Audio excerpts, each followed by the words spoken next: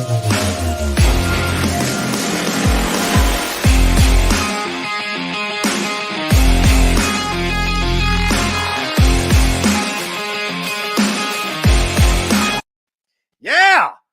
Welcome, everybody, to the first episode of the Hot Mic. I'll do a better transition with that song.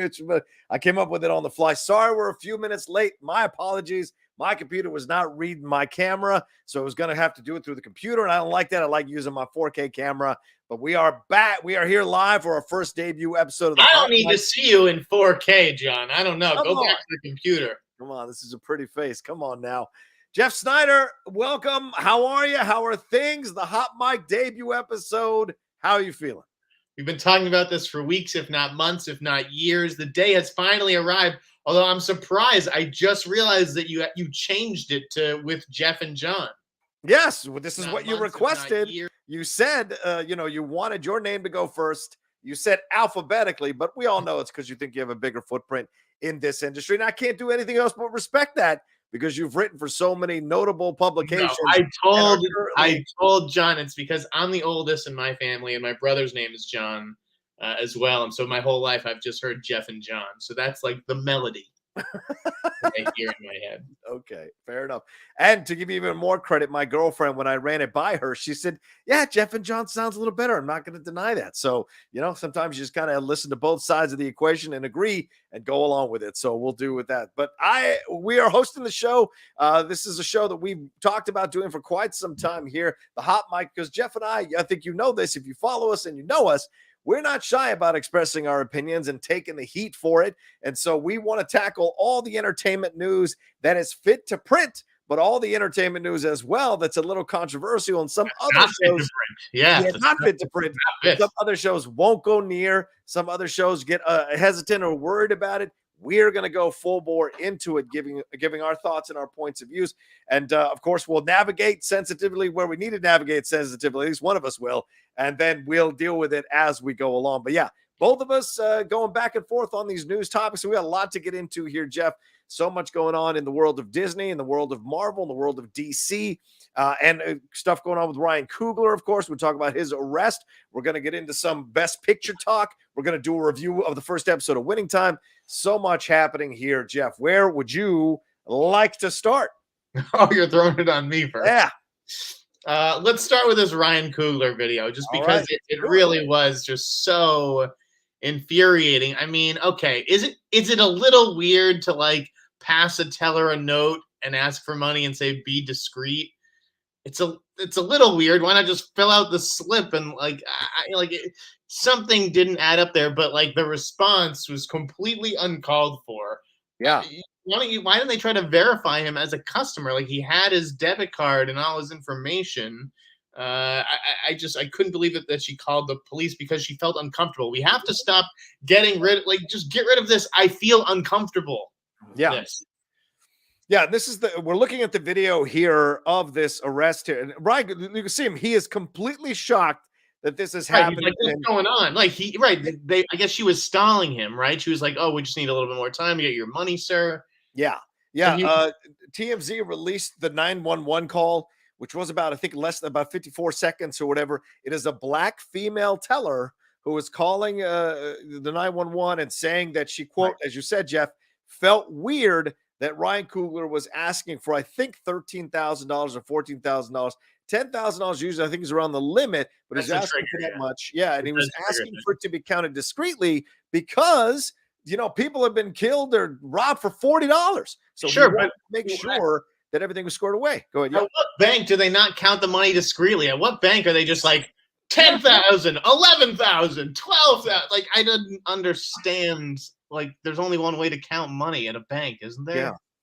And the crazy part of this too, Jeff, and we want to give credit here, the person who posted this, we'll give credit here after the video is done here, but you want to look at the situation and go, well, how does this happen? He gave his ID, he gave his PIN number. It was all fine, but only because he wrote on the back to count it discreetly. And apparently he had two compatriots who were with him that were in the car waiting outside, and they were taken and put into the back of a police car. So it wasn't just Ryan Coogler. It was also his two friends that were with him. So this reiterates even more forcefully this situation of being black in this country, even when you're a world famous director who's directed a Best Picture nominee not less than 4 years ago, you can be arrested in the bank simply because you asked for a discrete counting of your money in this situation in Atlanta. And of course, Bank of America has apologized. Ryan Coogler came out and said they handled it. They had a discussion and they appeased him with everything. But this is a bad look for a company like Bank of America. I bank at Bank of America. This angers me to no end. And how crazy it is that you are a world famous director. You got a lot of money in that bank, but some teller barely making $20 can decide if you're a criminal or not. It's ridiculous. Completely agree. I would imagine that he's pulling his money out of that bank. That's what I would do, and I would go to another bank immediately. I mean, it would have been even crazier if the teller had been like a white woman or something. Yes, that would really have changed everything. But yeah, like I just don't understand. I see this guy who's wearing a mask and sunglasses or whatever, and I'm like I've always thought that was weird. Like we've all been wearing masks. Like what happens when I walk into the bank? Like do they think I'm going to rob the bank? So like why this time? It's not like he was the first guy wearing a mask in the bank. I just it's so crazy. Kudos to him for not like flipping out. Like he guy directed Fruitvale Station. Like he knew what to do. They say put your hands behind your back. You put your hands behind the back. You don't try to put up a fight or argue. Right? He knew exactly what to do. But yeah, like you would think in that circumstance, it'd be like, guys, I'm the director of Black Panther. Like what the fuck? Right. And the other part of this too is some people are chiming in on this video, and I want to give proper credit to the person at Video Mixtape at Video Mixtape _. They're the ones who posted this video here. Some people are going out in the comment section of these videos saying, see, he did the right thing. Why don't more black people just put their hands behind their backs and comply? And that's not the message. That is not the message here that you should be getting from this video, but people want to warp it and twist it to push their own narratives. And the truth is, this is about a black man who can't even pull money out of his own bank account without people that's certainly not the message. But you know, at the same time, if Ryan Coogler hadn't behaved like that, then this could have been a far worse probably story, which he, you know, is as aware of as anybody else. But yeah, I felt terrible that he was sort of profiled like that. I'm glad that they got things straightened out, like right there in the parking lot, right? They didn't take him down to the station or anything. No, they scored it away in the parking lot. And by the way, how out of touch are you that you don't know who Ryan Coogler is? Let's just put that on especially in Atlanta. I mean, Atlanta is a hub of black creativity, black creators, and you're going to tell me you don't know who Ryan Coogler is? This to me struck me as a bit insane on so many levels. Like, how unaware are you of someone who is representing the black community so powerfully as an entertainer? Get educated. Get educated, for God's sakes. I mean, this would be like me being oblivious to who Guillermo del Toro is. Come on now. It's not like Denzel or it was Michael B. Jordan. Like they're famous celebrities whose face is known. I'm not going to blame this bank teller for not recognizing Ryan Coogler's top half of his face. Come on now. You got to do work in life, for God's sakes. All right. You know. Anyway, before we go forward, so remind you all to please hit that like button as we talk about all these issues, talk about all these topics, and have some fun with you on this Thursday afternoon or evening, depending on when you're watching or listening to us. Remember, this will be available on the Outlaw Nation podcast feed. So if you haven't subscribed to the podcast feed, you can do so wherever you download podcasts. And I'm about to pin it in the chat. If anybody wants to send in some super chats or some Streamlabs to support us launching this show, then please send in your questions, thoughts, and comments, and we'll read them on the show as we go along. All right, we done with the Ryan Coogler situation? I mean, dude, Jack can't catch a break after Wakanda. I mean, this Wakanda situation, this Black Panther sequel has just been killing this guy. A rough few years between losing Chadwick and you know everything with the movie and all the drama around the Letitia Wright situation. Who knows what's going on with that? So, all right, well, let's move on to some more interesting news related to comic book stuff as well. Warner Brothers here kicked off some news this morning by announcing they were moving some release dates for some of these films that have already been had trailers in the theaters, had multiple trailers. Now they're moving some of these DC movies to different spots. DC League of Super Pets now is moving from May 20th, 2022 to July 29th, 2022. And that used to be where Black Adam was. And now they're bumping up the release date, which is a positive, of Shazam Fury of the Gods to 6 months earlier from its 2023 date in June to December 16th of 2022. And now The Flash and Aquaman and the Lost Kingdom were pushed to 2023. This is tough, man. The Flash film, which took forever to make, we've seen incredible trailers for it. People are excited to see Michael Keaton back as the Batman. Now we have to wait till June of 2023, June 23rd of 2023, and then Aquaman, the sequel, on March 17th of 2023. This, I mean, you talk to me, Jeff, about all these moves here. What does this say? Are they maybe rearranging things after the success of the Batman? Are they kind of figuring out where they feel? I mean, because this can't be COVID related anymore. All the mask mandates are going away for the most part. So people are going to the theater, as we saw from Spider-Man No Way Home and the Batman. So what do you think is behind all these moves? And what do you think about the moves? It's a good question, because Aquaman made $1 billion opening in December, right? Mm-hmm. Mm-hmm. So you'd think that they would just run it back for another December, but it may be about the competition, because obviously this year it was going to open the same day as Avatar 2. Right. It was not a good idea. Everybody can crack all the Avatar jokes that they want. Avatar 2 is going to be an absolute beast at the box office this December. Yeah. And so, and then it may be Star Wars or something like that on the calendar for December 2023. Yeah. So, Warner Brothers has long felt confident in that March slot. That's always been their slot, whether it's like Batman versus Superman or 300 or, whatever it's been. They love that March date because they're going to get a lot of play out of it. Like it's going to play until mid to late April, really. So I'm not surprised by some of these moves. Plus, I think that they're going to ride the Batman, for another like 6 weeks at least until it gets on HBOMax in late April. So I just don't think that they needed all those movies to come out this year. Like spread the wealth and wait until after the Discovery merger, right? To almost make the new company look good. That's a great point. That's another element of this people haven't talked about at all, for sure. Yeah, I mean, this is fascinating to me on so many levels, because why are you moving DC League of Super Pets? What is the imperative desire to move that? Why would you move that? Just let it be where it is. There have been multiple trailers. They just released a 1-minute trailer like a week ago for this thing. Why are you all of a sudden moving that one? That one seems odd. The Avatar 2 thing, I think you're 100% right, Jeff. This idea that you don't want to open again, like make all the jokes, right? You don't want to open against this thing. You don't have no idea. It could sink or it could skyrocket. You just have no idea why risk your movie to that expense. But you're right. March seems like an odd time to drop it.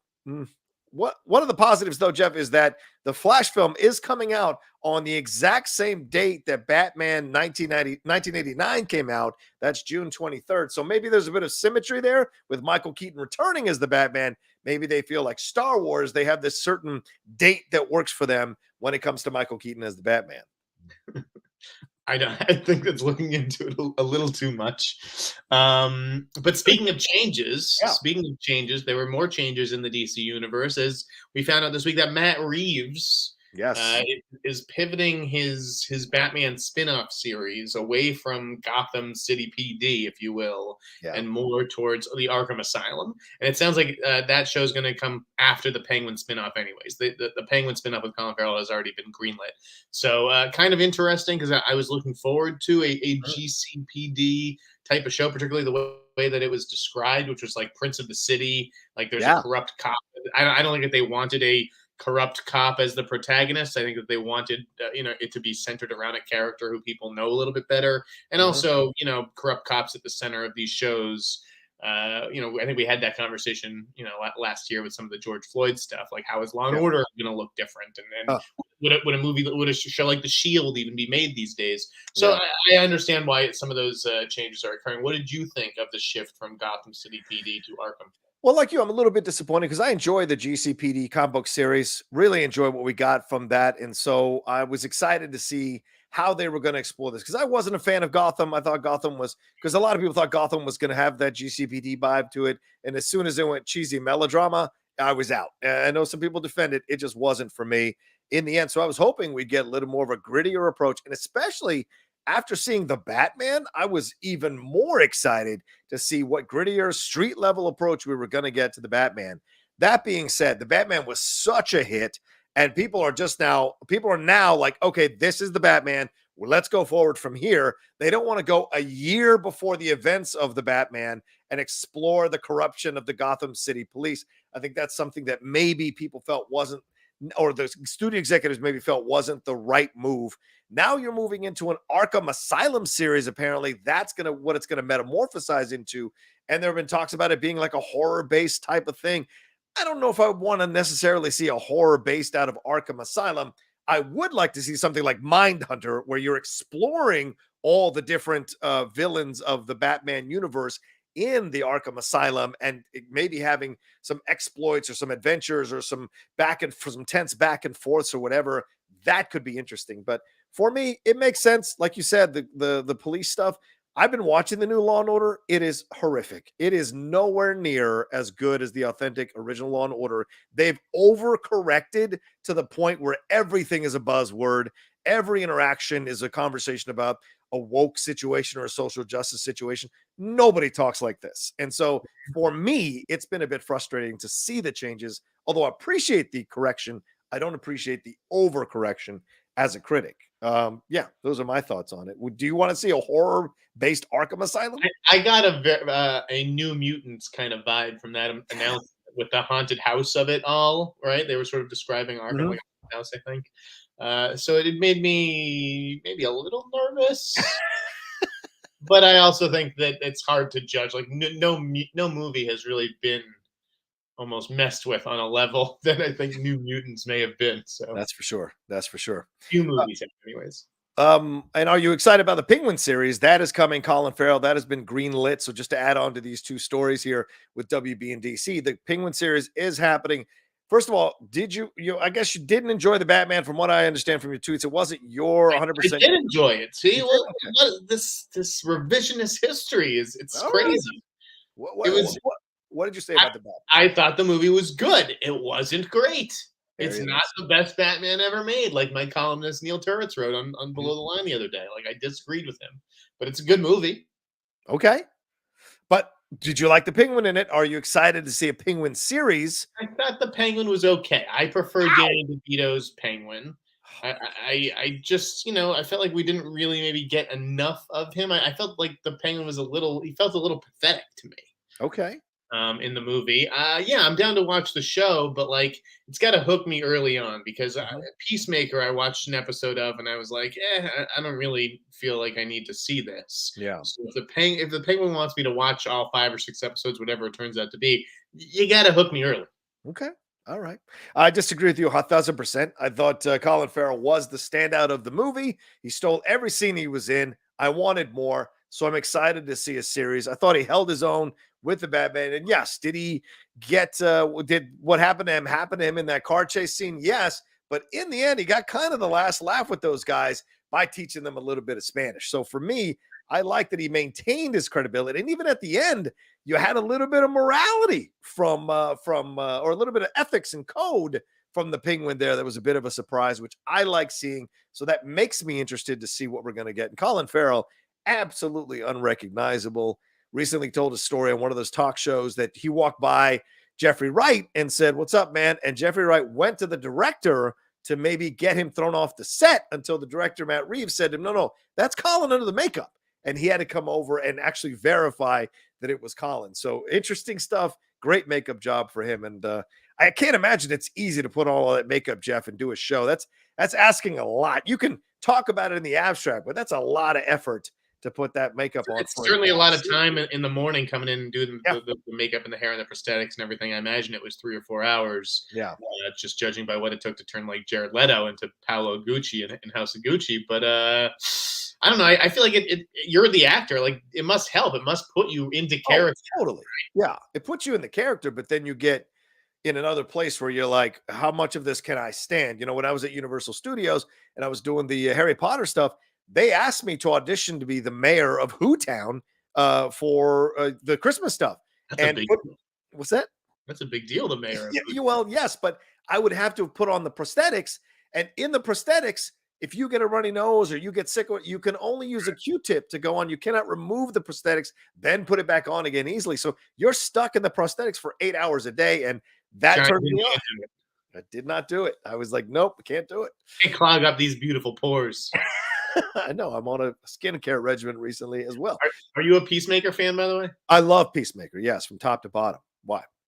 No, like I may finish that show eventually at some point when it's not peak TV season, but I'm not in a rush. Oh my God, you're insane. It's a fantastic show. You're I figure that's a show made just for you.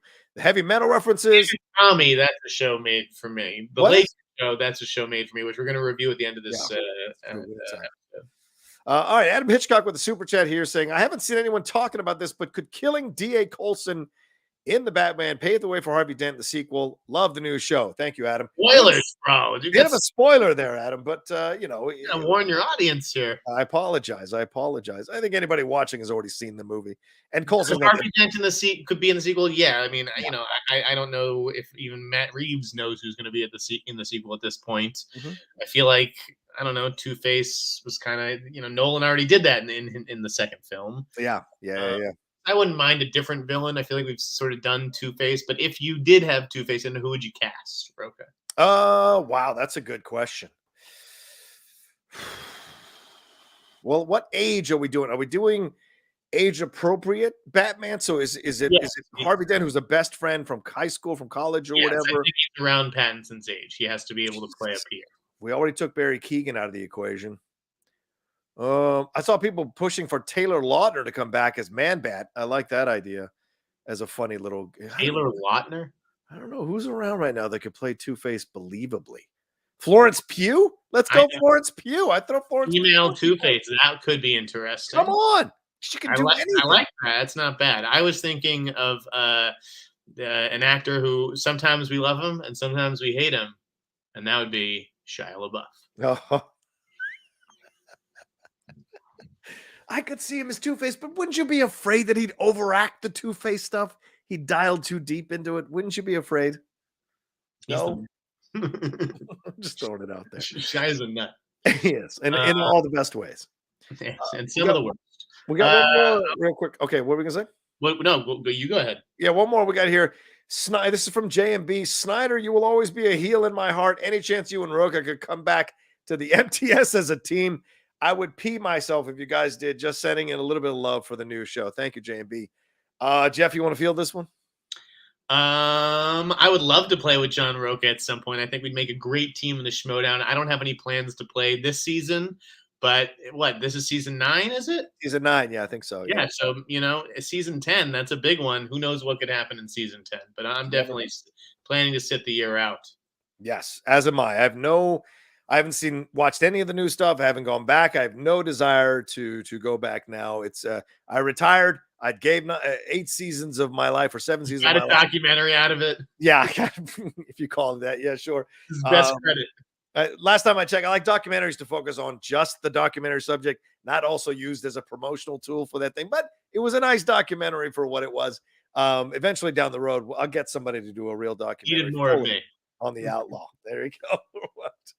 All right. Well, what are we on to next? Is it my turn now? My turn to pick. My turn. Go ahead. Let's talk about this Star Wars stuff. Okay? Oh, all right. Kenobi, because I watched this trailer and I'm just like at a loss. Like, what? Like, am I supposed to know that these are Inquisitors? Like, I saw everyone talk. Oh, the Inquisitors. The Inquisitors. I don't know what an Inquisitor is. I don't know what I'm looking at. I don't know where we are in the larger Star Wars story. I don't know the timeline. I don't know all the planet names. Can't you just tell me a story that I'm invested in for 2 hours? Let me break something down to you, because this is how entertainment is now, Jeff. You need to get on board or don't waste your time. This is the way it is, man. I said this when I was doing the spoiler reviews for the Book of Boba Fett over on the Hollywood Critics Association page with Dan Murrell. Dan Murrell said the same thing. Do I need to watch all of Clone Wars? Do I need to watch all of Rebels? Yes, you do. This is how it goes. They don't have time to wait for the old fuddy-duddies to get around to stuff.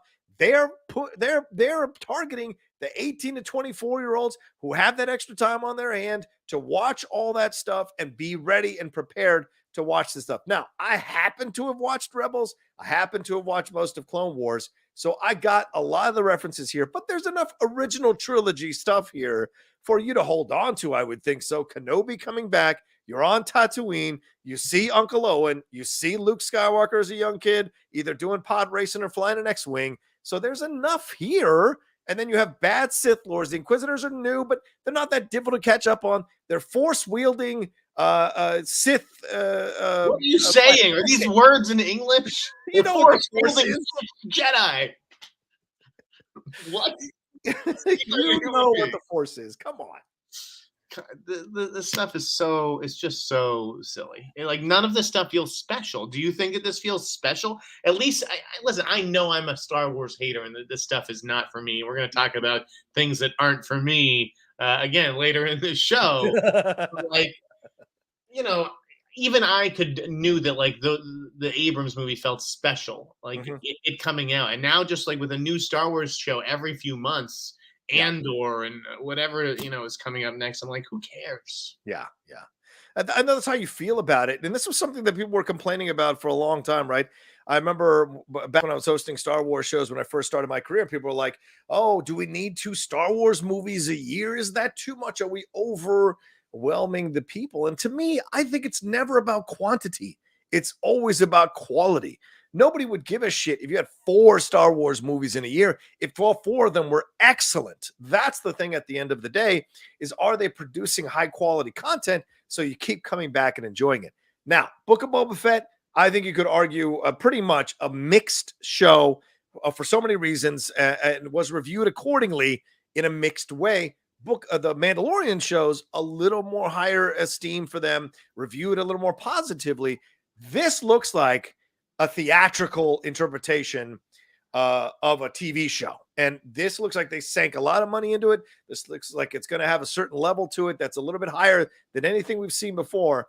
And when you're bringing someone back like Ewan McGregor to reprise Obi-Wan Kenobi, there's a certain level of attention to detail and expertise that you want to have. And that came through in the trailer. So it may not feel special to you, but this one certainly felt special to me. And I'm looking forward to it and hoping it's good. Listen, I will give it a whirl. I will sample it. Okay. I did not sample Book of Boba Fett, as a matter of fact, but I do love Ewan McGregor, and I am familiar with these characters. I don't know. I've grown cynical on the whole Star Wars universe. Just like, get back to making movies. Well, I think they're afraid to make movies right now, don't you think? I mean, after what happened with the sequel series, I think the last thing they want to do is go back and do movies. And look, even Rogue Squadron got put on the shelf after Patty Jenkins was all about it and shot a whole video about what they want to do, or what that next chapter, iteration of the franchise should be. Yeah. And so in the meantime, they're just sort of like dealing from the bottom of the deck over on Disney Plus. Well, I wouldn't say bottom of the deck. Would you say? Why do you say bottom of the deck? You think? I just mean it's like Disney Plus is bottom of the deck? No, I'm not. I'm not saying that. I'm saying it's like, it's not telling an original, fresh story. It's just like, oh yeah, we never filled in those weird Obi-Wan years. Like, they're cheating. They're cheating. It's you think they're cheating? Oh, all right. I hear what you're saying. I guess I can understand that point of view, but I mean, it's not like they're bringing back some ancillary character like they did with no, I don't want to say Boba Fett, but I mean, pretty much people didn't know Boba Fett that much when they started to do the TV series. Some of us who are fans of the character were lost in our own narratives of that character, but that character spoke 7 lines in the entire original trilogy, if that. So we kind of had to add to that with with Obi-Wan. There's a whole nother level of expectation. And with Hayden Christensen coming back as Darth Vader, a chance for redemption. I know you like a good redemption. They're keeping him in the shadows, because like we've never seen Darth Vader before. What else you got? What's next? Why you got to be snarky? I don't know why you got to be snarky, but that's just my tempo, bro. I know it is. Well, we're at the halfway point of the show. I want to remind you all to please send in your Streamlabs super chats as we go along. Streamlabs address. We'll answer anything, folks. Yeah, there you go. Yeah, you see it right above Jeff's head, the Streamlabs address.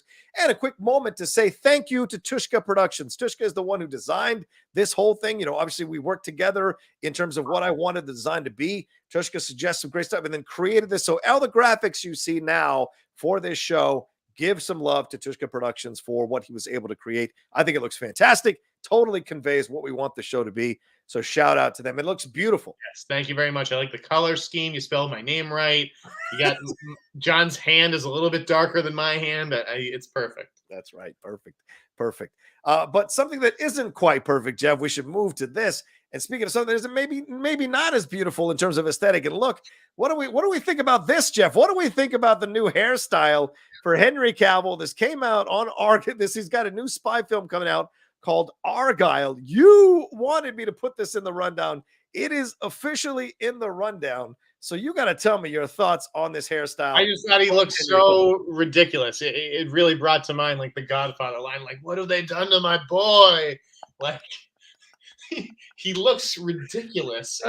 He looks like he's in a Henry Rollins biopic or something. And as soon as I saw it, I was like, oh, I got to talk about this with John because I'm 90% sure that you had a haircut exactly like that, didn't you? I did. Yes, I did. I tried to find some old pictures of mine to show you that I did have a hairstyle like that, but I couldn't quite find any. But yes, I used to have a high and tight. That's what essentially that is a high and tight. Now he's at Drago level at this point, carrying it that high. That's a 1980s cut. I don't know if Argyle is set during the 1980s. Jeff, you might know more about this film than I do, but I don't know either. I don't know. Okay. I kind of hope it is though, because that would be kind of interesting. But who did he remind me of? Is it a character in Street Fighter? With his hair like that? You could argue Street Fighter. Yeah, for sure. And this film is going to be on Apple TV Plus. It's going to be directed by Matthew Vaughn. Dua Lipa is making her feature film debut. I'm so excited. I'll be there for that day one. Did you just see that Cardi B walked out on a movie that she was going to do? What did she? What did she walk out on? Was the star in a movie called like Assisted Living, where like she's on the run and has to like hide out in like an old folks home, and she was going to like be under a lot of prosthetics and stuff. And a week before production started, she bailed. Wow. Yeah. I guess, man. People are very protective of their image and their brand. You look, Adele canceling that Las Vegas residency a week before it was about to start because she was upset about the sets and what have you. So, yeah, people are very uber protective about their stuff for sure. Dua Lipa's in good hands with Matthew Vaughn. Yeah, I think so too. Real quick here, it's based on author Ellie Conway's upcoming spy novel set to be published later this year. So the novel hasn't even been published yet, Jeff. That's crazy. Be good. The film adaptation centers around the world's greatest spy, Argyle, as he is caught up in a globe-trotting adventure. This also stars John Cena, who's been great in Peacemaker, Samuel L. Jackson, Bryce Dallas Howard, Catherine O'Hara, Bryan Cranston, Sam Rockwell, Ariana DeBose, and Rob Delaney, along with Dua Lipa. Jesus. And it's written by Jason Fuchs. So there you go. Okay. All right, let's talk about Kraven the Hunter. Go ahead. Well, go ahead. What do you want to say about it? We've got some villains this week, and I like these guys. So Christopher Abbott, yes, is going to play the Foreigner, and then Alessandro Nivola. I think they're keeping his role under wraps, but he's going to be a secondary villain. Yeah, he's obviously coming off that Sopranos movie. Chris Abbott is just an actor who I've been watching for years and have always been a big fan of. He's been very reluctant to make the jump to studio movies. I think him is really like an indie movie kind of guy, but I like this for him. I like it. Yeah, I don't know Christopher Abbott. I don't think what I've seen him in, my man. You've never seen him in it? What do you mean? I don't think so. What would I have seen him in? He was the lead in Catch-22, right? The Clooney series, and he was in Possessor. Possessor was great. Okay. He's in a bunch of like weird indie movies. Yeah, maybe that's why I haven't seen him. Well, I mean, what's your faith in this one, though, man? After Triple Frontier, I mean, did you like that movie, J.C. Chandor's? No, I'm not a big J.C. Chandor guy in general. I haven't loved really any of his movies, I don't think. But I do believe in Aaron Taylor Johnson. Okay. So he supposedly got this because he's so good in Bullet Train. Bullet Train. Right. So they made him this, and then they got Russell Crowe. I mean, who I think is kind of a cool comic book movie. I know they wanted Cody Smith McPhee. He was going to do it, but just had a scheduling conflict with that Quaron series. So they got Fred Heckinger. I mean, they got Ariana DeBose. Like that's a coup for a project like this, I think. Yeah. And I don't know. I think this cast might be a little bit more interesting than the cast that they put together for Venom or Morbius. 1,000%, I would agree with you. But I also think that maybe if he's making this jump here, if Abbott's making this jump, as you said, he's been hesitant to do it. Maybe he sees this film as a little bit more of a smaller independent film approach to a character that has been one of the many villains in the Spider-Man universe. So maybe this is a smaller approach, more independent feel, so it feels like less of a jump than if he was going to like a massive Marvel movie or something. This is a little bit of a lesser jump for him, and he feels a little more attached to the material. And like you said, the fact that you got Nivola, Ariana DeBose, and Fred Heckinger, not necessarily known for being in big budget films. I mean, Ariana was in West Side Story, but that's pretty much it of those people. And Nivola barely coming back up to the surface again after Many Saints of Newark. This might be a little bit more of a character piece and a character study. And Kraven's a villain. If you're bringing in the foreigner, who is a villain himself, to possibly be the antagonist here, or the main villain with Nivola possibly. This is a guy who's been married to Silver Sable. This is a guy who places bets on Spider-Man. This is an interesting character. So it seems like what they're doing, Sony is, because they don't have a Spider-Man, they're turning all these characters into anti-heroes. So in a way, you're kind of gutting your villains for if you ever bring the Spider-Man over, aren't you? Isn't this dangerous? Yeah, I'm a little confused as to the approach, which is why I kind of wanted to wait to see Morbius, right? Because all we've seen at this point is Venom in 2 movies, right? Like, because I was confused. Like, I thought Chameleon would be something of a villain in this movie. That he'd be battling his half brother, right? But it's how many villains is this movie going to have if they just added 2 more this week? So yeah, that's a good point.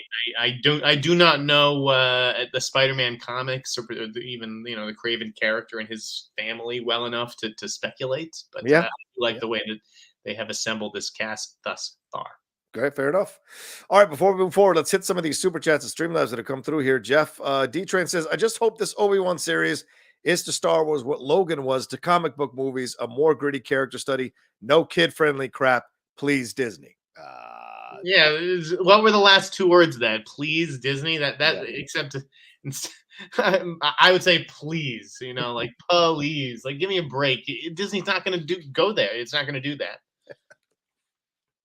Especially if they show you a 10-year-old Luke simulating flying or pod racing.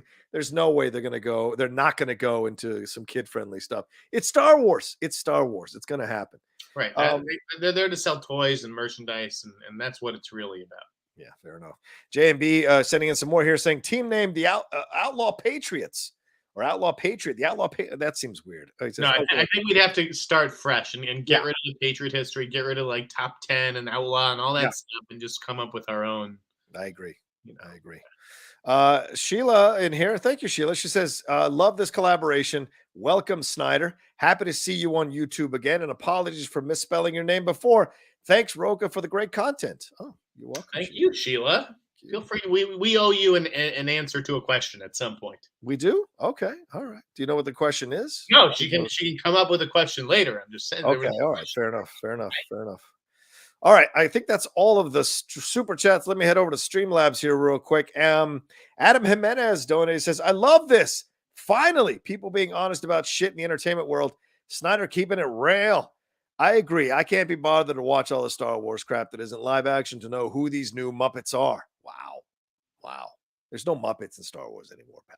There's no Muppets in Star Wars. All right. Alan Smithy saying, hey, Rocha and Sneider, just thought I'd throw some support to the new show. Great to see you back in Los Angeles, Sneider. It wasn't the same without you. Question for Jeff. Do you like watching movies in IMAX? I'm not really a fan. I like mine 235-1. Is that how you say it? Later. What do you think?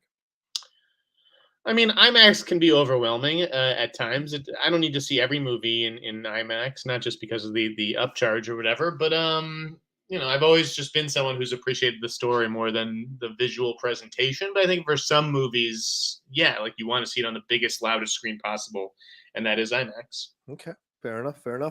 Brian Brawler donating a little bit, saying, to be clear, this isn't for Rocha, it's for Jeff. Congrats on the new show, guys. All right, there you go. Rocha, what have you done to upset your fans already? They love the ball busting. That's the way it works in the LA Nation. We have so much more controversial stuff to get into, too. We do. We were saving the best for last. Exactly. Doug Developer says, do you feel that ridiculously good-looking actors like Colin Farrell need to be unrecognizable in order to prove to audiences they are good actors and possibly get an Oscar nomination? Charlize Theron in Monster also comes to mind. thoughts here, Jeff? No, I think you can still be beautiful and win an Oscar. Again, I think it just depends on the role. Yeah. Does it help to do that every now and then to remind people to sort of take the focus off of your good looks and remind people of what you're capable of? Sure. Yeah. But I think like someone like Brad Pitt, okay, he gets his first nomination for which movie, Johnny? Thelma and Louise? No. No. What was it? 12 Monkeys. 12 Monkeys. Right? That's And he kind of is like a weird looking guy in that movie. that's true.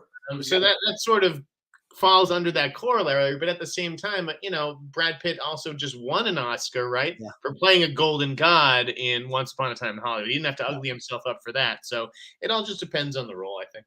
He ugly that hippie dude up, that's for sure. Change the fucking tire. Bam. This is a dream of mine sometimes. JB says, "Ooh, you heard it here first. Outlaw and Sneider coming back to MTS with a fresh start." Okay, stop it. Yeah, please stop. That's not happening. Yeah, 2-point steal for Sneider. He got the Brad Pitt question. Absolutely. All right, what are we moved on to next year, Jeff? I think it's your choice, right? Is it the next Florence Pugh? Let's talk about Dune 2 casting, right? Now, I don't know these characters. I've never read the book. I didn't like Dune Part 1, quite frankly. Don't really care about Dune Part 2. In fact, I've been at all these like award shows this past week for Below the Line, and like Dune has obviously won a lot of these awards, and so there's so many clips, and I'm sitting there watching these clips. I'm just like, this movie is so portentous. It is so heavy-handed. It's not fun at all. But anyways, the sequel is adding Florence Pugh and Austin Butler. He got the big new role, the villainous role, Thane Rada or whatever the hell it is. I don't know. You tell me. Yeah, sure. What are you asking? What do you want to know? Are you familiar with the book? Like, do you care about? Were you like freaking out like the rest of the internet was with these two castings? Or? Well, here's what I'll say to you. I was freaking out with Florence Pugh being a part of this project. Yes, because I really enjoyed the first film. I liked it. I thought it was a masterpiece. That's what I tweeted. I think it's a masterpiece. I think I really liked it. I really enjoyed it too. It's a masterpiece. Yeah, that's what I said. Right there. Look at it. I mean, I think she fits in perfectly there in her Black Widow garb, perfectly in the Dune situation, I would say. But no, I mean, I love her as an actress. We just recently watched Little Drummer Girl, which I had not seen. That's from 2018. She's incredible in that. And so is Michael Shannon. And so you're looking at an actress that is, how can I say this? I think this is a once in a generation, or once in a lifetime rather, actress who comes in and is so instinctively good from the beginning, from like 20 years old or whatever. There's just a natural energy. She feels like an older soul while also being a younger soul at the same time. So for me, adding that element to the movie is interesting. I'm not sure who she might be playing. I'm not sure if there's a triangle developing here with her and Zendaya's character. Princess Arula or whatever. Yeah, I don't know who she is. Like you, I haven't read the books. I don't know, but I like adding her to this piece. It's even more. I mean, Jeff, you can't argue this cast is super prestigious. So adding her to the cast is great. For sure, she's a good get for the Dune sequel. I think that she's one of the hottest, rising actresses out there, and that's what they're in. That's the name of the game that they're playing, right? Yeah. They're just a galaxy of stars in these movies. I don't know how big the role is. It just, I don't know. Part of me, like, I thought she would have made a better Madonna. Like that to me is a juicier role, the kind of thing that could maybe win her an Oscar. To me, leaking this news almost felt like hey, if you want me to play Madonna, you better make me an offer right now, because I'm going to go out. Oh, interesting. Because they've been putting these these girls through the paces on the Madonna biopic. I don't know. It feels like it's a supporting role, and Florence Pugh should be doing leads at the moment. But I also get it that it's a huge franchise. It's probably going to get nominated for more Oscars. Yeah, fair enough. All right, let's so let's see. We'll see. And Austin Butler, like, what do you think of him? Like, are you looking forward to Elvis? Did you like that trailer? Oh my God, I love that trailer. Very good in it. I've heard he's very good. Absolutely. Let me tell you something else about that trailer. It's almost at 40,000 views, my trailer reaction for that trailer. It blew up for my channel. I had no idea. Literally 5 o'clock at night, I was like, I'll react to this. I haven't put any content up today. I'll react to this trailer. Just maybe I'll get 100 or 200 views on it, whatever. It's Elvis. I love Elvis. I'll watch it. 35,000 views, almost 40,000 views. I couldn't believe it that Elvis 40,000 people want to watch you go, oh my God. It's more than that. And if you ever bothered to watch it, you'd see that it's more than that. But I was blown away. But I really thoroughly enjoyed it. I enjoyed the trailer. I thought the Tom Hanks thing, I'm a little on the fence about, but overall, I thought the trailer was a good representation of what Austin Butler is going to bring to this role. And I liked, I'm at 40,000 on that reaction. So kiss it. But I was shocked at how much he evoked Elvis in the scenes we saw. And we're going through his whole movie, through his career, rather, all the way to the end. He's in the Vegas suit. So I imagine we're going to see him as a young kid in the Shazam stuff. And then we're going to see him all the way to the end when he dies on the toilet. So to me, I think we caught glimpses of what Austin is going to do in the different stages of his career. And I hope this is a good biopic, because I still hold on to that Kurt Russell TV movie directed by John Carpenter as the best Elvis Presley biopic yet. So hopefully this one at least goes toe to toe. I tweeted earlier, though, that Harry Styles must have this guy's face on a dartboard, right? Because Harry Styles wanted to be Elvis, and then Austin Butler got it. And I'm pretty sure, there was maybe some talk of Harry Styles in this Dune role, or at least he, the fans were casting him or Pattinson in it. So yeah, man, Austin Butler. It's definitely a vote of confidence, it seems like, from Warner Brothers to cast in this after Elvis. All right, so there's a couple more. There's Oscars in the Academy. Okay. There's Disney stuff. There's Turning Red, and there's the Lakers. So I feel like we only have time for 2 of these. I feel like some cuts. All right, what do you want to cut? Well, let's talk about. Okay, let's cut the Disney stuff. All right, we'll cut the Disney stuff. But let's have the other 3 conversations. So real quickly, John, what's your take on the Oscars? In which part? Be specific. There's so much to talk about. Be specific. First, let's talk about the actual awards themselves. Okay. Who do you think is going to win Best Picture? I don't care about any of the other awards. What is going to win Best Picture? And what? So just to remind people, it is Belfast, Coda, Don't Look Up, Drive My Car, Dune, King Richard, Licorice Pizza, God damn it, Nightmare Alley, The Power of the Dog, and West Side Story. I think right now it's between The Power of the Dog and Coda. This seems to be the battle in my mind. Do I think either one of those are better pictures than Dune or West Side Story? No, but this is the battle that I sense happening. I think Power of the Dog in the end is going to take it, and not because I don't want Coda to win, more because I think the Academy will look at Coda as some other critics have mentioned as a glorified TV movie, which is really frustrating. Apple TV is sinking money into these productions, and Coda is winning all the smaller, they won at Hollywood Critics Associations, which is the association I'm a part of.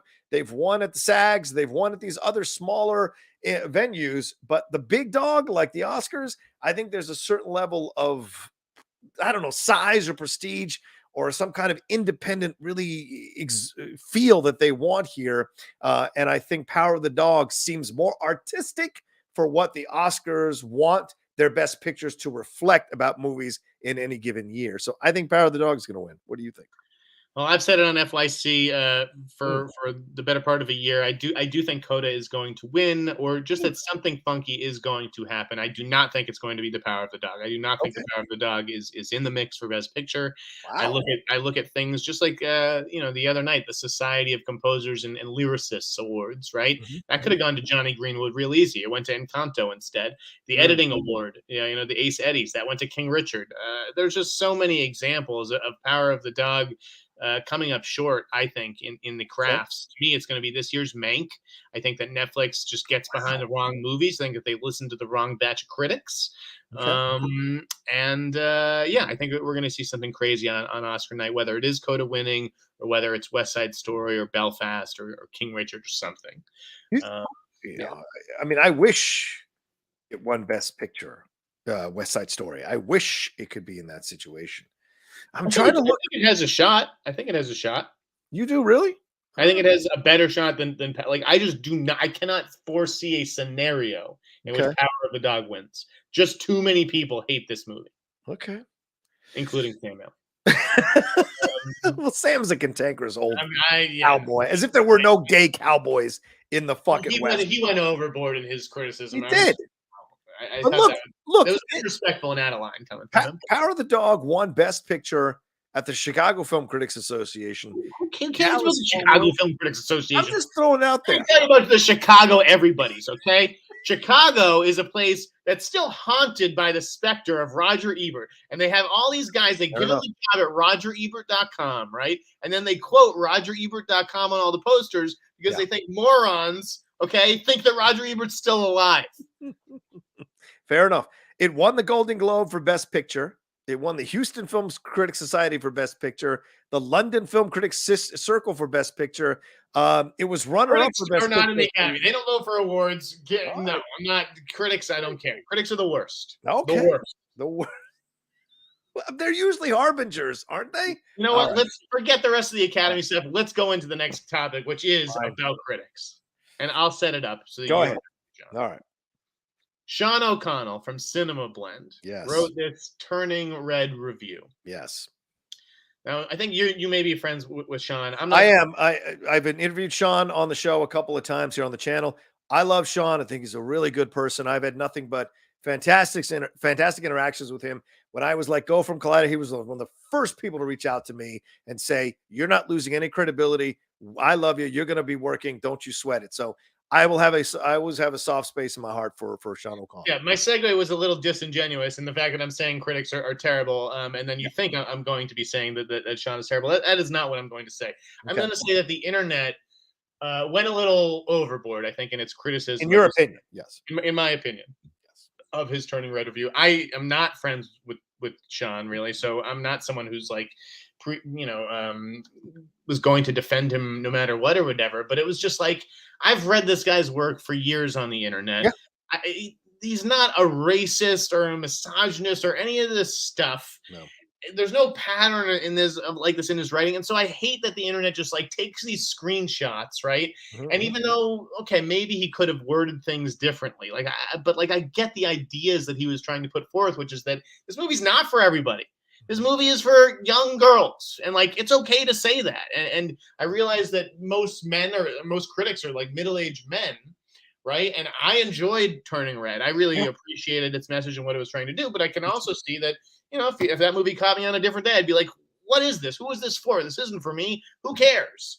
Mm-hmm. Now, he put that out into the world maybe in the wrong way, but to smear this guy as like a racist or a toxic person is so disingenuous, and the internet does it to so many people, myself included. I'm just so fucking sick of it. So like Yvette Nicole Brown, you should know better, okay, than to start picking on this guy when you've like read an excerpt from one of his reviews in your life. Yeah.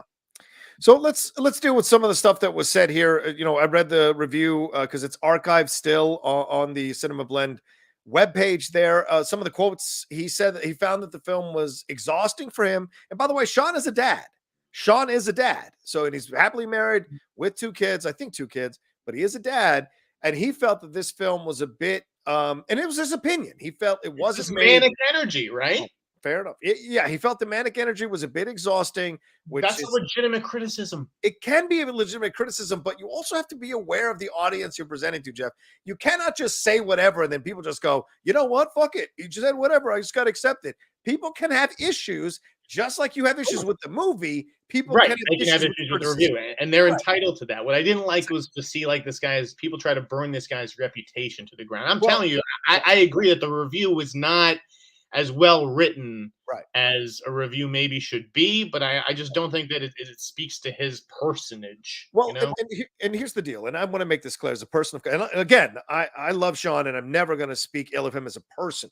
However, I do think he made some missteps here in the review, because you have to understand something. Like you said, most movie critics are middle-aged men, right? But he's a white middle-aged man being upset about a film that is a rarity, which is the first female-led Asian animated film talking about something that all women go through, which is getting your period, and then what that ignites. He called this film one of the horniest Pixar movies ever made. At no point did I think the film was horny in any way, shape, or form. He also expressed in his opinion that the film was not made for a universal audience, but I think it is made for a universal audience because it's about the simple story of you standing on your own 2 feet, separating yourself from your parents a little bit to find find your own voice, and pursue who you're attracted to. These are the changes everybody goes through. Of course. The fact We that it all was go through Asian oriented puberty. does not make it somehow unrelatable. And I think Sean's entitled to his opinion, absolutely, as a critic and whatever, but there's a way to present things, to understand the context of a movie, to understand how the rarity of a movie, that you can present it with a little more sensitivity. And I think you agree with me. I think you were essentially saying that earlier. And so Sean deservedly got criticism for it. Now, Yvette Nicole Brown, that's a whole nother situation. That's some people have their axes to grind and they want to find. Some people have made a cottage industry. I'm not saying she has, but some people have made a cottage industry of jumping out and jumping on people and getting followers that way. And that's not what I'm about here. But to Sean's credit, he apologized. He said, "I'm genuinely sorry for my Turning Red review. Thank you to everyone who has reached out with criticism. No matter how harsh, it is clear that I didn't engage nearly enough with the movie, nor did I explain my point of view well at all. I really appreciate your feedback."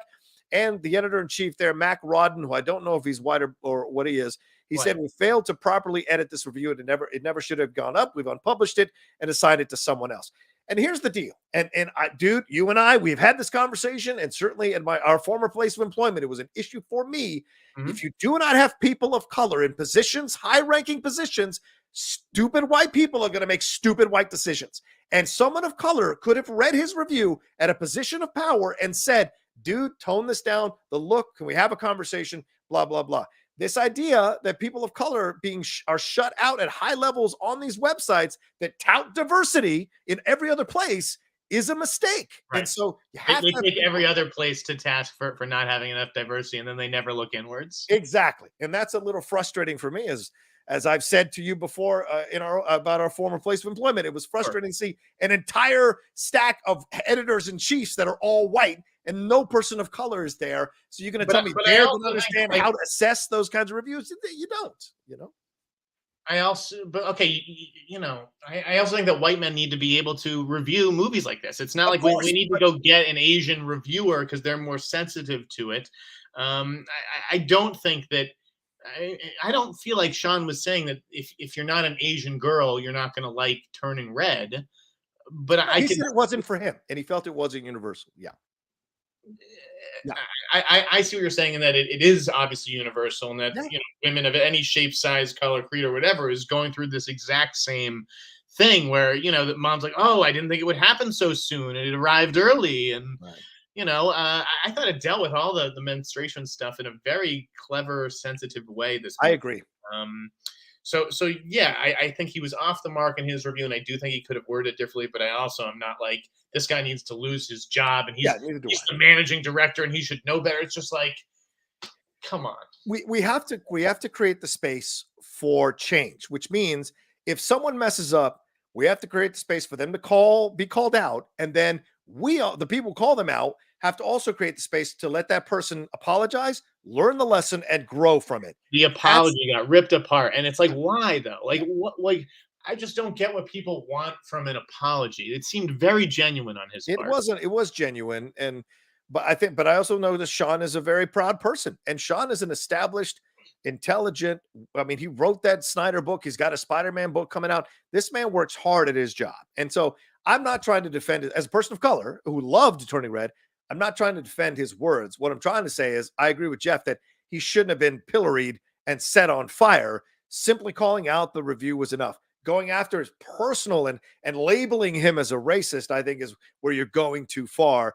People who want to send those pitchforks, they got to figure things out. And especially Yvette Nicole Brown, who has made missteps at times verbally herself, to sit there and jump on top of other people. I think that's a mistake. And as a person of color, I'm saying that you got to create space. These excerpts from the review are presented out of context so often, and no one has read his body of work. This is their first time coming to his writing. I don't know. It's stuff like that sets me off. I apologize.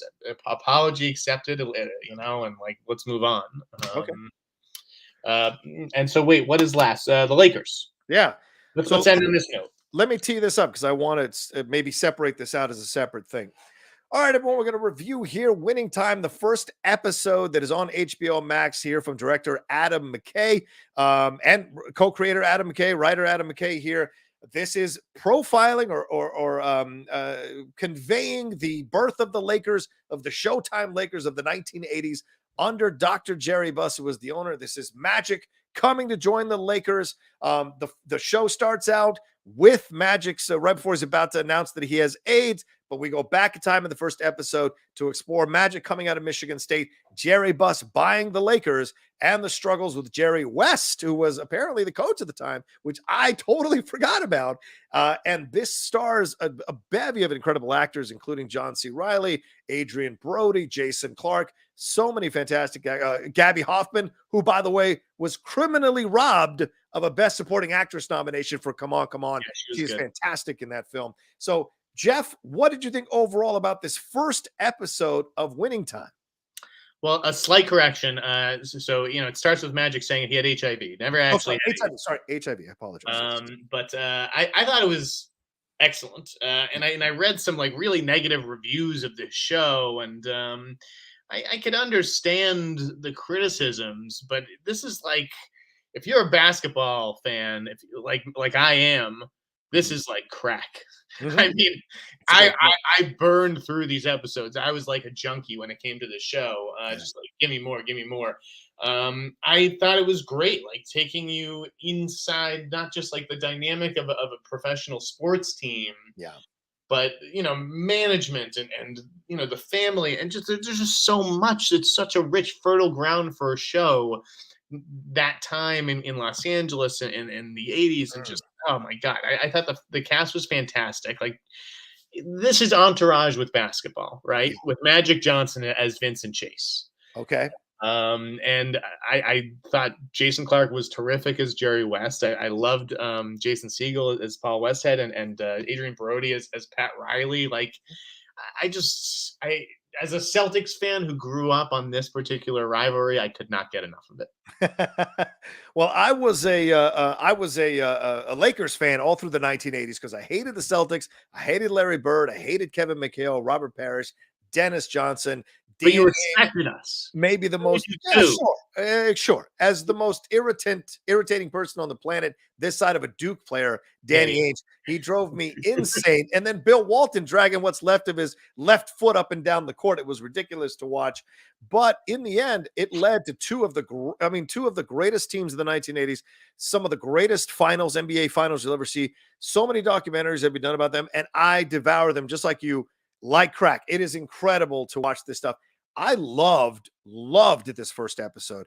A lot of questions were around John C. Reilly taking on, because I think he was the third choice to play Jerry Buss here in the casting situations. Jeff, am I wrong on this? Didn't they have it was Michael Shannon for a while. Yeah, it was Michael, which would have been weird. I don't see Michael Shannon leaning into the sexuality of Jerry Buss quite as easily as John C. Reilly did. And this is what's incredible about John C. Reilly. He can play status like nobody's business. He is Will Ferrell's second in Ricky Bobby in that film. He's playing Mr. Cellophane in Chicago, but here he is swaggering around as Dr. Jerry Buss, the Lakers owner. There's such a calmness to him. He is so perfect in this role with how they've constructed the show. It is so fun to watch him. And I do enjoy the actor Quincy Isaiah, who they've cast as Magic Johnson. His interactions with the great Rob Morgan as his dad are really illuminating to people who may not understand, especially younger fans, what the NBA was like at the beginning of the 1980s. The thing we're enjoying now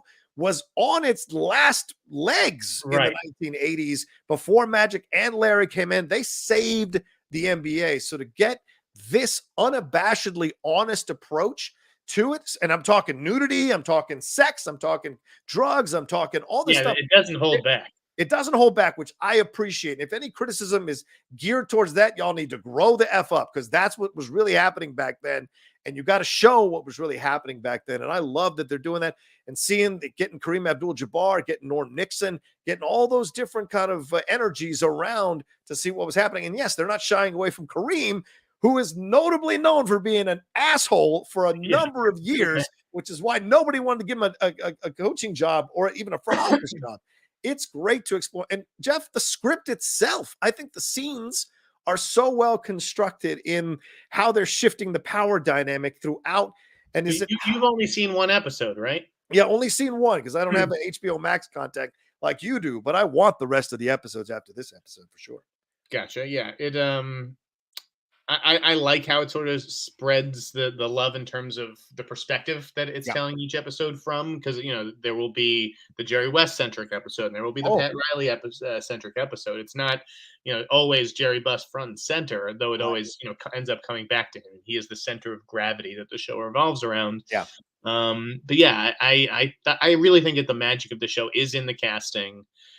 Quincy Isaiah is fantastic as Magic Johnson. Like this show lives and dies on finding the right actor for that role, and he is totally magnetic. I really like Devon Nixon, Norm Nixon's son. Yeah, playing his father. How insane is that? Yeah. A total trip. He was great. Solomon Hughes is very, very good. As Kareem, and he's 42 years old. This guy, like you could have fooled me. Yeah, just if you like basketball, you have to watch this show because it is like any given Sunday for basketball. It's even better than any given Sunday. I ordered the book immediately. I'd never read the book, so as soon as I saw the first episode, I went on Amazon and ordered the book because I got to read this thing. I don't even think the first season will take you through the first season of the show. I don't even think takes you to the first season of Showtime, the Lakers. Wow. I think it probably ends before the finals or even before the playoffs, possibly. Really? The first season? I haven't seen the last two episodes, so I don't know how it ends. But I don't think that Magic winning the title. I don't think it does. I don't think. Oh my God! Wow. All right. Even more interested now. Awesome. But beyond the basketball, there's also a great exploration of the front office characters. We get a young Jeannie Buss. We get Gabby Hoffman's character. For me personally, I'm a little frustrated because Jack Kent Cooke was my owner, and watching Michael O'Keefe do a really uncomfortable portrayal of Jack Kent Cooke because he owned the Redskins when I was a fan of the Redskins. I love Jack Kent Cooke. Knowing that this was an element of him is a really you get everything to witness. Yeah. The Chick Hearn stuff, which I thought you were doing to me at the front of the episode because he has the thing with Pat Riley where it's like when his hands open, when the hands close, that's when you can talk and not. But they have like Paula Abdul, like they go through. All right, cool. They go through the whole thing. So I love it. For me, it's a lot of fun. It feels like Entourage, like HBO trying to cater to that audience and capture that zany Hollywood scene. And I'll be honest with you, this is the first thing I've enjoyed from Adam McKay fully since The Big Short. Vice was okay. And, Don't Look Up. I can't. It's the best thing McKay's done, I think. I agree. All right. Well, let's get on out of here. Thank you all so much for joining us for this debut episode of The Hot Mic. Please remember to hit a like on this video and share it on your social media. Oh, sorry. We do have one last Streamlab here from Doug Developer. He says, do you feel that ridiculously good looking? Oh, we already read that one already. Sorry. Did we? Who do you guys think is the greatest Laker of all time? That's JMB asking. Is it Magic, Kareem, Kobe, the logo, LeBron? No, LeBron doesn't count. Or someone else. AC Green? AC Green? I think it's Magic. Yeah, I think it's Magic. Bar none. Nothing against Kobe. I think it's Magic, just from top to bottom. And him coming back after that HIV to the All-Star game and scoring all those points and winning the MVP. It was a great bookend to that guy's career. But I mean, show me the rivalry Kobe and those Lakers had in the finals. You can't. The beating up on the Nets isn't gonna give you the legacy that is beating the Celtics. Kobe has a great legacy. Let's not. Don't get me wrong. Legacy, but I mean, the greatest Laker of all time. It's tough for me to say someone besides Magic Johnson. There you go. JMB says, "Oh boy, Jay and Nost about to come busting through Snyder's wall like Kool-Aid Man for the sheer disrespect." Mutters under the breath, "How dare you?" What disrespect for what? I don't know. Jay and Nost. Jay Washington, the man. Oh, Chicago Bulls disrespect. Maybe you had some Chicago Bulls disrespect. Chicago Bulls. Oh man, they were in the right place, right time with Michael Jordan. They need to win another championship with someone else for me to respect them like I do the Lakers. Like we both have 17 banners hanging above us, Lakers and Celtics fans, and that's where the conversation ends. That's fair. That's totally fair. All right. Well, do me a favor, ladies and gentlemen. Please follow Jeff Sneider at the Snyder. Anything else you want to promote here, Jeff, before we wrap up? You can find some exclusive stuff over on the Ankler, the subscription newsletter. I'm editing Below the Line BTL News. Follow us on Instagram, for Christ's sake. So I'm not the only like on every single post, please. And also LA Magazine column, the Hollywood Heat Index, where I determine who's hot, who's not, all that good stuff.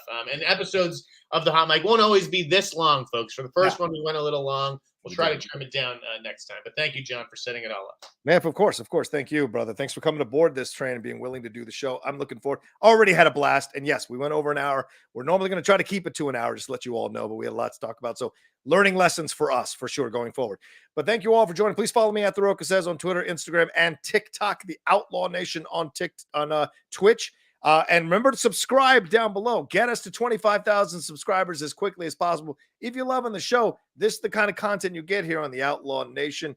All no holds barred, in your face, honest analysis of everything that's happening in the world of entertainment. Hit that subscribe button, hit that bell button so you see when we're dropping all the content we do here on the Outlaw Nation. Head on over to the Patreon, patreon.com/John Rocha. See all the multiple tiers I got for you to support me bringing people on like Jeff Sneider to start shows here on the channel. All your support goes to making all of that happen. I mean, I got to pay for people to make these graphics. I got to pay for me to make the stuff that we make here on the channel. So help us in that way if you don't mind. All right, make sure you share this video so people know the Hot Mic is out, and subscribe to the Outlaw Nation Podcast Network in case you want to listen to any of this without looking at our pretty faces again.